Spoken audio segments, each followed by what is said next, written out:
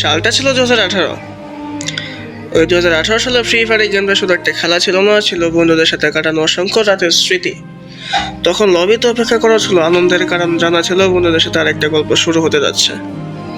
পুরোনো ফ্রি ফায়ারের ম্যাপে হয়তো অনেক কিছু বদলে গেছে, কিন্তু স্মৃতিগুলো আজও আগের মতোই রয়ে গেছে।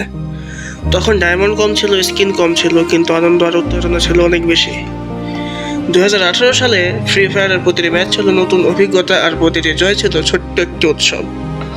সময়ের সাথে গেম বদলেছে, গেমের ম্যাপ বদলেছে, কিন্তু পুরোনো দিনের সেই অনুভূতিগুলো কখনো বদলায়নি। আজকের খেলোয়াড়রা হয়তো এই গেমটা খেলছে, কিন্তু 2018 সালের খেলোয়াড়রা গেমটার সাথে স্মৃতি তৈরি করেছিল। পুরোনো ফ্রি ফায়ারের সবচেয়ে বড় সম্পদ ছিল না কোনো স্কিন বা র্যাঙ্ক, ছিল একসাথে খেলা মানুষগুলো।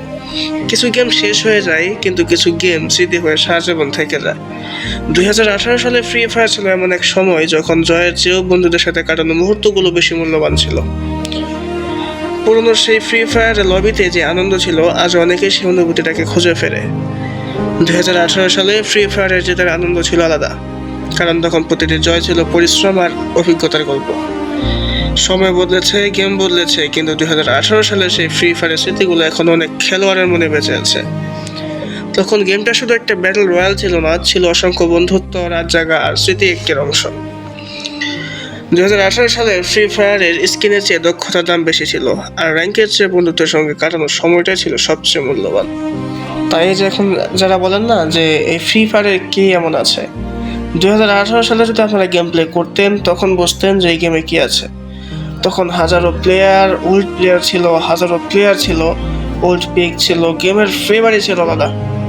এখন আর সেই ওল্ড বারমুডা ম্যাপটা নেই, ওল্ড কোনো কিছুই নেই। আমাদের ইমোশনগুলো হারিয়ে গেছে, বাট সেই ইমোশনগুলোর যে একটা অনুভূতিটা সেটা রয়ে গেছে। আসলে মূল কথাটা হচ্ছে ফ্রি ফায়ার নিয়ে, এটা এমন একটা গেম যেটা হাজারো মানুষের মনে এখনো বেঁচে আসে স্মৃতি হয়ে।